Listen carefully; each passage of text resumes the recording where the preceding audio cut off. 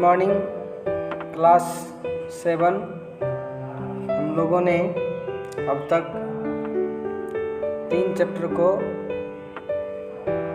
अच्छे से पढ़ लिया है। आज हम लोग हिंदी के चौथा चैप्टर पढ़ेंगे जो कि है मित्रता। क्या नाम है? मित्रता। कि हम लोग भी दोस्ती करते हैं, मित्र बनाते हैं, तो उसके संबंध में एक निबंध है जो कि का लेखक है आचार्य रामचंद्र शुक्ल। लेखक को आप लोग याद रखिए, क्या नाम है? आचार्य रामचंद्र शुक्ल। ये हिंदी के प्रतिष्ठित निबंधकार हैं। जो पढ़ेंगे हम लोग मित्र, ये क्या है? एक निबंध है। इस निबंध में उन्होंने अच्छे मित्र की पहचान की आवश्यकता, इस निबंध में हम लोग जानेंगे कि अच्छे मित्र की क्या पहचान होती है और इसका कितना आवश्यकता भी है कि एक अच्छे मित्र को कैसे पहचाना जाए। और फिर महत्व, एक अच्छा मित्र का जीवन में कैसा महत्व है, क्या महत्व है, उस बात को भी पढ़ेंगे। और उसे सच्चे पथ प्रदर्शक, उसे किस प्रकार सच्चे पथ प्रदर्शक, एक अच्छे मित्र को सच्चा पथ का मतलब रास्ता होता है, अच्छा रास्ता दिखाने वाला बताया गया है, जिसके चुनाव की उपयुक्तता पर हमारे जीवन की सफलता निर्भर होती है। जिसके उपयुक्त चुनाव अगर हम लोग करते हैं तो इससे हमारे जीवन की सफलता, हम अपने जीवन में सफल हो पाएंगे। इस बात के लिए सहायता मिल जाता है अगर अच्छे मित्र का चुनाव हमने, उपयुक्त मित्र का चुनाव हम लोग किए तो। आइए हम लोग चैप्टर में चलें। वो इस तरह से है कि जब कोई युवा पुरुष अपने घर से बाहर निकलकर बाहरी संसार में अपनी स्थिति जमाता है, जब कोई एक युवा पुरुष, जवान लड़का अपने घर को छोड़ करके कहीं बाहरी संसार में, शहर बाज़ार, स्कूल कॉलेजेस में अपना स्थिति जमाता, अपने आप को वहाँ लेके जाता, वहाँ रहता है, तब पहली कठिनता, जब अपना घर को छोड़ करके कोई भी युवा कहीं बाहर जाता है तो उसको पहली कठिनता क्या होता है? मित्र चुनने में होता है। क्या होता है? मित्र चुनने में। यदि उसकी स्थिति बिल्कुल एकांत और निराली नहीं रहती, यदि वो शांत स्वभाव के नहीं है, निराली स्वभाव के नहीं है, तो उसकी जान पहचान के लोग धड़ाधड़ बढ़ते जाते हैं। अगर वो चंचल मिजाजी है, लोगों से बातचीत में फ्रैंक है, तो वो उनकी जो जान पहचान के लोग हैं धड़ाधड़ आगे बढ़े जाते हैं और थोड़े ही दिनों में उसके कुछ लोगों से उसका हेल मेल हो जाता है और ज़्यादा उसको समय नहीं लगता है और फिर कुछ लोगों से उसका मेल मिलाप, दोस्ती हो जाता है। यही मेल बढ़ते बढ़ते मित्रता के रूप में परिणत हो जाता है और वही मेल धीरे धीरे बढ़ते बढ़ते किस रूप में? मित्रता के रूप में परिणत हो जाता है। मित्रों के चुनाव की उपयुक्तता, एक अच्छे मित्र के चुनाव की ज़रूरत क्या है, उसके जीवन की सफलता निर्भर हो जाती है। एक अच्छे मित्र के चुनाव आपने किया तो आपका जीवन में सफलता उसके ऊपर निर्भर हो जाता है। एक अच्छे मित्र का चुनाव हो गया तो अपने जीवन में सफल हो सकते हैं। बोलता है कि क्योंकि संगति का गुप्त प्रभाव हमारे आचरण पर पड़ता है, हमारे जीवन पर पड़ता है, उसका गुप्त प्रभाव। अगर गलत संगत हमने किया, हम लोग ऐसे समय में समाज में प्रवेश करके अपना कार्य आरंभ करते हैं जबकि हमारा चित्त कोमल और हर तरह के संस्कार ग्रहण करने योग्य रहता है। कहता है हम लोग कौन से समाज में प्रवेश करके काम शुरू करते हैं, जहाँ की हमारा चित्त, हमारा हृदय कोमल और हर तरह के संस्कार और हर प्रकार का संस्कार को ग्रहण करता है। हमारे भाव अपरिमार्जित और हमारी प्रवृत्ति अपरिपक्व रहती है। हमारे जो भाव है, विचार है, वो अपरिमार्जित रहती है, वो हमारा पूरा अर्जन किया हुआ नहीं रहता है। हम लोग पक्के नहीं होते हैं और अपरिपक्व रहते हैं। हम लोग कच्ची मिट्टी की मूर्ति के समान रहते हैं। हम लोग क्या होते हैं, जो युवा लोग होते हैं वो कच्ची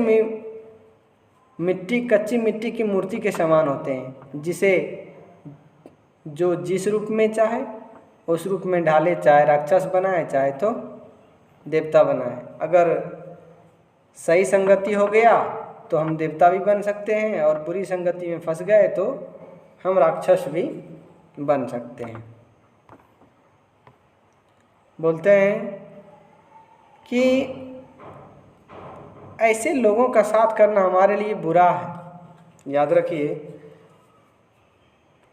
ऐसे लोगों का साथ करना हमारे लिए बुरा है जो हमसे अधिक दृढ़ संकल्प के हैं।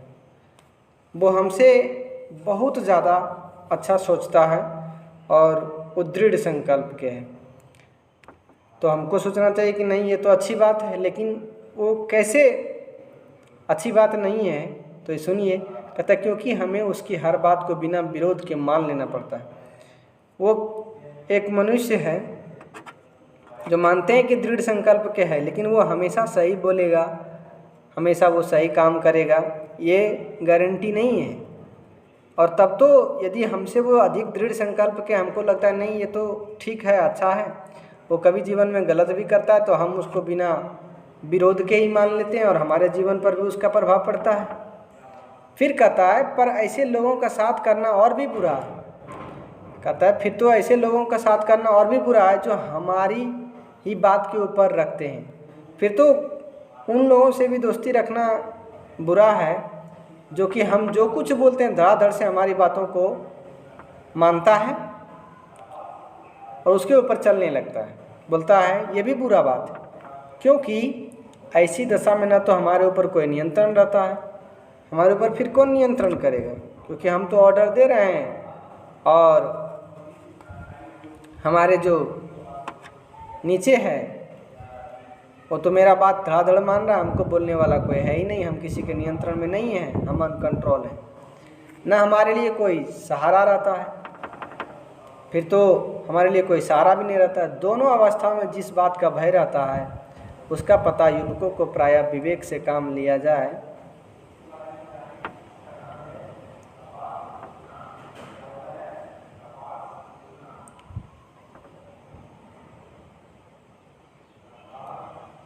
बोलते हैं कि दोनों स्थिति में हमसे अधिक दृढ़ संकल्प के भी नहीं होना चाहिए, न तो हमारी ही बातों के ऊपर हमेशा जो बोले जाए वो पालन करने लगे, वो भी अच्छा नहीं है। बोलता है कि दोनों अवस्था में जिस बात का भय रहता है उसका पता युवकों को प्रायः बहुत कम होता है। जो युवक होते हैं इस बात को समझ नहीं पाते हैं। यदि विवेक से काम लिया जाए तो यह भय नहीं रहता।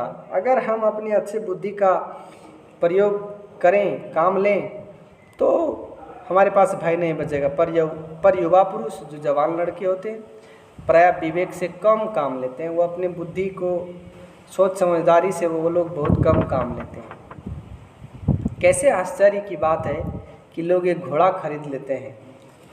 बोलते कितना अद्भुत और आश्चर्य की बात है कि जब एक लोग घोड़ा खरीदते हैं तो उस घोड़े के 100 गुण और दोष को परखते हैं कि घोड़ा कैसा है, अच्छा चलता है, मजबूत है, सुंदर है कि नहीं। 100 गुण देखते हैं, एक घोड़ा खरीदते हैं जबकि वो जानवर है। लेकिन कहते हैं पर किसी को मित्र बनाने में उसके पूर्ण आचरण और स्वभाव आदि का कुछ भी विचार और अनुसंधान नहीं करते। लेकिन एक आदमी को मित्र बना रहे हैं हम और फिर हम उसके बारे में कुछ नहीं जान रहे, ना तो उसका आचरण को जान रहे हैं, ना तो उसका स्वभाव को समझ रहे हैं, उस पर ना हम विचार करते हैं और ना तो हम उसके ऊपर अनुसंधान किसी प्रकार का सोचने का काम करते हैं। वे उसमें सब अच्छी बातें अच्छी मानकर अपना पूरा विश्वास जमा देते हैं। वो क्या सोचते हैं कि नहीं, इनमें सारा का सारा बातें क्या है, अच्छी ही है। हंसमुख चेहरा देखा, बातचीत का ढंग, थोड़ी चतुराई या तो साहस देखा, ये 2-4 बातों को देख करके लोग चटपट से अपना बना लेते हैं, अपना मित्र बना लेते हैं। 2-4 बातें देखा, ठीक है, लोग अपना मित्र बना लेते हैं।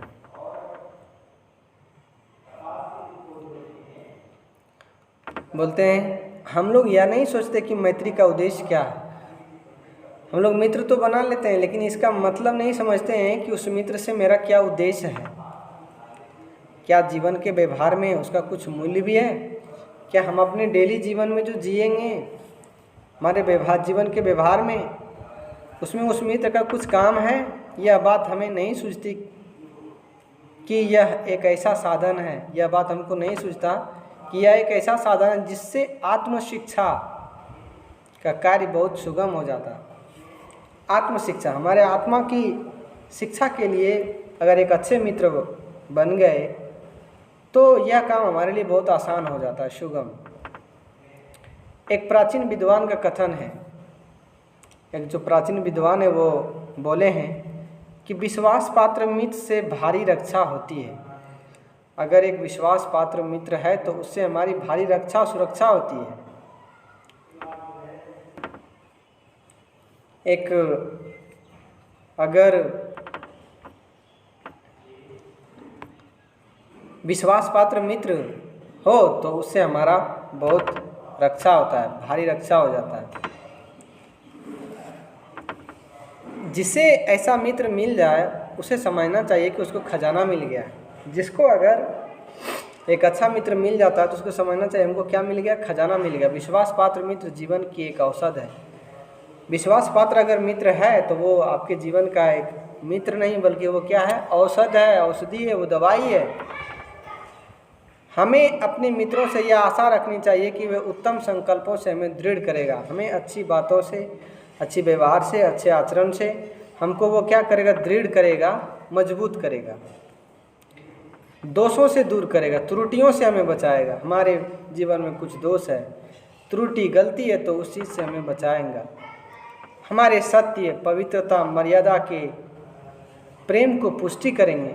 हमारे जीवन में कितना सत्य है, सच बोलते हैं, सच्चाई है, कितना हम पवित्र हैं, हम कितना मर्यादा रखते हैं, इन सब बातों को एक अच्छे मित्र बताते हैं। जब हम कुमार्ग पर पैर रखेंगे, जब हम गलत रास्ते पे चलने का प्रयास करेंगे, तब वो हमें सचेत करेंगे, तब वो हमको बचाने का काम करेगा कि नहीं मित्र उधर नहीं जाना है। जब हम हतोत्साहित अपने जीवन में परेशान तकलीफ़ों से गुजरने लगते हैं और हमें हतोत्साहित हो जाते हैं, समझ में नहीं आता कि हम अपने जीवन में क्या करें, तब तो हमें वो उत्साहित करेंगे, हमको वो समझाएंगे, अच्छी बात बताएंगे और उत्साहित करेंगे। बोलते हैं सारांश में समझेंगे कि एक अच्छे मित्र को कम से कम क्या होना चाहिए। बोलता है सारांश यह है कि उत्तमता पूर्वक जीवन को निर्वाह करने में हम अपने जीवन को कैसे बहुत अच्छा से चलने दे, चलाएं, उसमें सहायता करता है। सच्ची मित्रता में उत्तम वैद्य से निपुणता और परख गुण होती है। एक अच्छे वैद्य में क्या होता है, उसमें निपुणता होता है और वो परख लेते हैं कि इसको कौन सी बीमारी है, क्या हो रहा है इसके साथ। एक अच्छे वैद्य तो बोलते हैं अगर सच्चे मित्र मिल गए तो वो एक उत्तम वैद्य की तरह है, जो अच्छी से अच्छी माता का सा धैर्य और कोमलता होती है। एक अच्छे मित्र में एक अच्छे से अच्छे माता के जैसा उसमें धैर्य होता है और उसमें कोमलता होता है। ऐसा ही मित्रता करने का प्रयत्न प्रत्येक व्यक्ति को करना चाहिए। हर एक व्यक्ति को कैसा मित्र चुनना चाहिए, इस प्रकार से ही चुनना चाहिए जिसमें क्या हो, जीवन निर्वाह में वो हर तरह से मेरा सहायता करे। Thank you. आज हम लोग इस कहानी को, निबंध को इतना तक पढ़े। नेक्स्ट वीडियो में हम लोग आगे समझेंगे। Thank you. आप लोग यहाँ तक देखिए, समझने का प्रयास कीजिए।